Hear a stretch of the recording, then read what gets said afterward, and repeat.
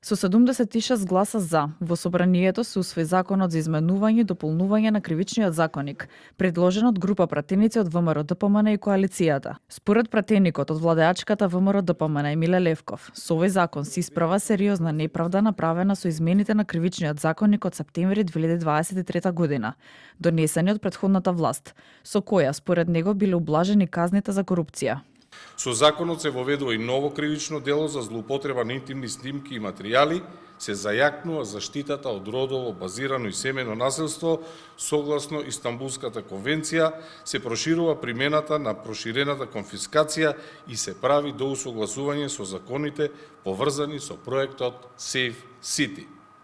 Ова е јасен доказ дека кога постои политичка волја и почитување на правото и на законите, државата може да се движи напред. Лидерот на СДСМ, иако најави дека пратеничката група на СДСМ имаат сериозни забелешки, сепак дадоа поддршка.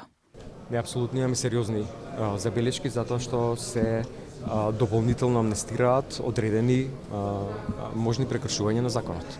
И тоа сметам дека е направено намерно. Тоа не е случајно. Ова е уште еден обид да се прикаже нешто како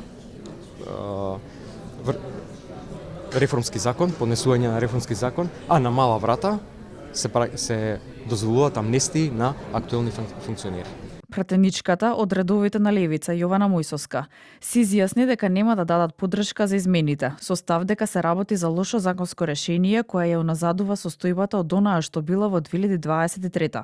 Единствената позитивна промена во овој предлог кривичен законник е тоа што конечно се интервенира во членот за гонење на семејно насилство и конечно се имплементира семејното насилство да не се гони по предлог на жртвата. Кон крајот на минатата година, група пратеници од редовите на ВМРО-ДПМН ги поднесоа предлог измените на кривичниот законник, а според нив тоа е усогласување со решението на Уставниот суд од февруари 2025, а со кое се утврди дека измените од 2023 година довеле до намалување на казните за злосторничко здружување, злоупотреба на сложбената положба.